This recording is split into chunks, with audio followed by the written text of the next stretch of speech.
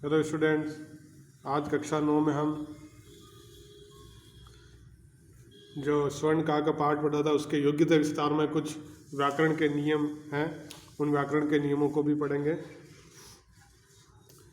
जैसे कि भाषिक विस्तार में किसी भी काम को करके, हिंदी में करके, इस अर्थ में त्वा प्रत्यय का प्रयोग किया जाता है। एक प्रत्यय होता है, प्रत्यय हम जानते हैं कि किसी भी धातु या शब्द के पीछे जुड़कर उसके अर्थ में परिवर्तन करते हैं, उनको प्रत्यय कहते हैं।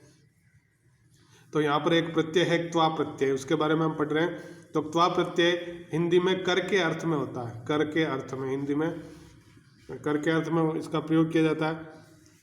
अब त्वा प्रत्यय किस प्रकार जुड़ता है? जो त्वा प्रत्यय है वो हमेशा किसी भी धातु के पीछे जुड़ता है, शब्द के पीछे नहीं, किसी भी धातु के पीछे जुड़ता है।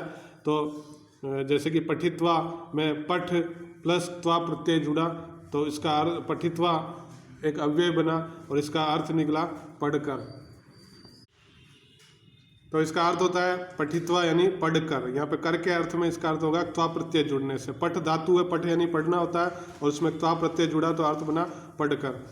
इसी तरह गत्वा, तो ये जो गम धातु है इसमें त्वा प्रत्यय जुड़ा तो गत्वा अव्यय बना, और इससे जो इसका हिंदी अर्थ होता है वो होता है जाकर के। गम का अर्थ होता है जाना, और त्वा प्रत्यय जुड़ा तो अर्थ बन गया जाकर के।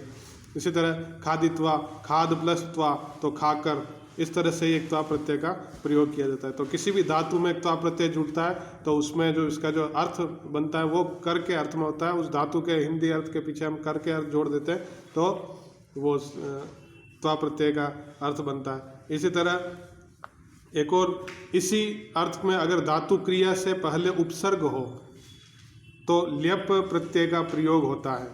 अर्थ वही रहता है कर के अर्थ में, लेकिन अगर धातु के आगे उपसर्ग हो तो ल्यप प्रत्यय का प्रयोग किया जाता है। धातु से पूर्व उपसर्ग होने की स्थिति में कभी भी त्वा प्रत्यय का प्रयोग नहीं हो सकता, और उपसर्ग न होने की स्थिति में कभी भी ल्यप प्रत्यय नहीं हो सकता। यानी कि ये जो धातु है इसके अगर उपसर्ग होगा तो उसमें हम ल्यप प्रत्यय जोड़ेंगे, और अगर उपसर्ग नहीं है, केवल ये धातु है और तो उसमें हम त्वा प्रत्यय, कर के अर्थ में त्वा प्रत्यय जोड़ेंगे। नहीं तो हमें अगर आगे उपसर्ग है तो ल्यप प्रत्यय जोड़ेंगे, और उससे जो अर्थ निकलेगा वो भी कर के अर्थ में ही इसका प्रयोग किया जाएगा। जैसे उप प्लस गम ल्यप, उपगम्य, पास जाकर के, समीप जाकर के। संपूज प्लस ल्यप संपूज्य, पूजा करके, पूज करके। विलोक्री प्लस ल्यप विलोक्य यानी देख करके, तो अर्थ वही निकलेगा, कर के अर्थ में ही इनका प्रयोग किया जाएगा। आदा प्लस ल्यप आदाय, ले करके, ला करके। नीर प्लस गम प्लस ल्यप निर्गत्य, बाहर निकल करके, बाहर जा करके। इस प्रकार इसका जो ल्यप प्रत्यय का प्रयोग होता है।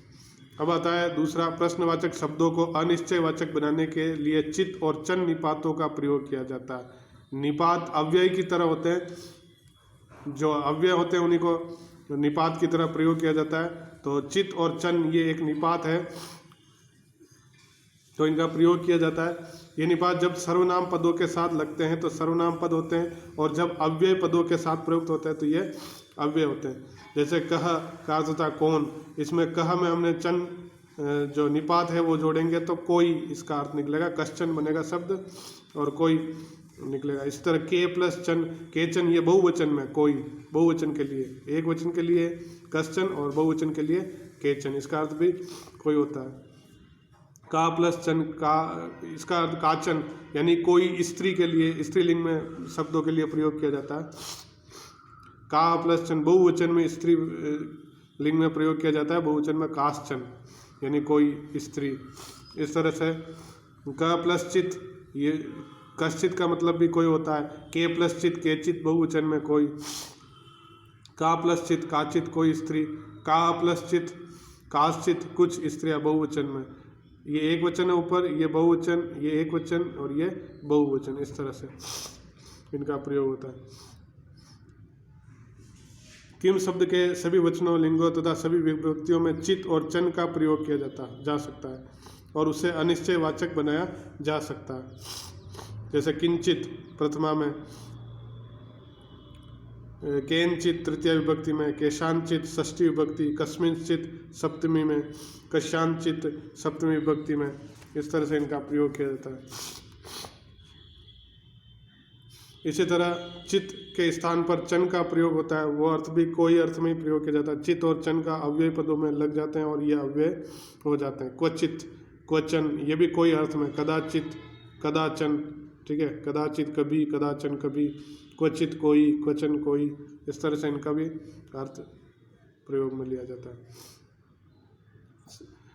तीसरा एक नियम है संस्कृत में, एक से चतुर यानी 4 तक, 1 से 4 तक संख्यावाची शब्द पुल्लिंग, स्त्रीलिंग, नपुंसक लिंग में अलग अलग रूपों में होते हैं, पर पंच 5 से उनका रूप सभी लिंगों में समान प्रयोग किया जाता है। यानी 1 से 4 तक ना पुल्लिंग, स्त्रीलिंग, नपुंसक लिंग में होते हैं और 5 से आगे ये पुल्लिंग, स्त्रीलिंग, नपुंसक लिंग में समान रूप से प्रयोग किए जाते हैं। जैसे कि देखो पुल्लिंग के लिए एक, एका स्त्रीलिंग के लिए और एकम नपुंसक लिंग के लिए आएगा।